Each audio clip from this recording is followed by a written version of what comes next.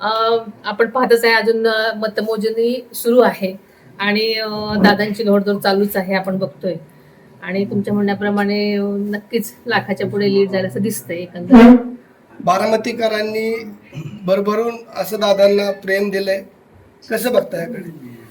खरं तर मी सुरुवातीलाच बारामतीच्या मायबाप जनतेचे सर्व मतदारांचे मी मनापासून दादांच्या तर्फे आणि माझ्यातर्फे मनापासून सगळ्यांचे आभार मानते. त्यांनी नेहमीप्रमाणेच दादांच्या पाठीशी खंबीरपणे उभं राहण्याची भूमिका घेतली आणि दाखवून दिलं की बारामती हे दादांचं कुटुंब आहे खरं तर खऱ्या अर्थानं. अजित दादांना थोड्याच वेळापूर्वी अमित शहाचा देखील फोन आला होता, अशी काय चर्चा झाली का आता? म्हणजे एकंदरीत जी स्वप्न बारामतीकरांचं आहे ती पूर्ण होईल?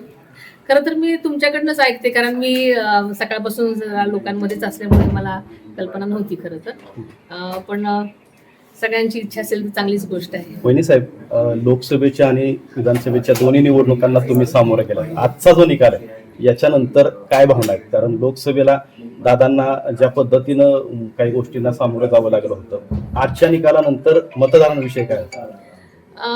मतदार राजा शहाणा आहे, आपल्याला माहिती आहे की खूप हुशार आहे आणि दादांचं काम जे होतं पहिल्यापासूनच म्हणजे विधानसभेचा प्रचार करायला सुरुवात केल्यापासूनच बारामतीचा प्रत्येक मतदाराला माहिती होतं की दादांनी केलेल्या कामाचा प्रत्यक्ष अप्रत्यक्ष त्यांच्या जीवनावर झालेला प्रतिसाद म्हणजे जो परिणाम आहे तो प्रत्येक जण बोलून दाखवत होता आणि प्रत्येक जण म्हणत होतं की आम्ही दादांच्याच पाठीशी खंबीरपणे उभं राहणार आहोत. विरोधकांनी वहिनी साहेब ही निवडणूक भावनिकतेच्या दिशेने केली होती, परंतु तसा प्रतिसाद मिळाला नाही.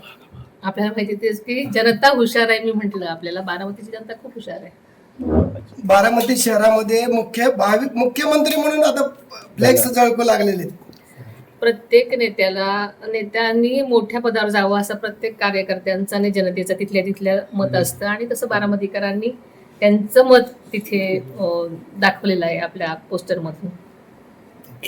ओके.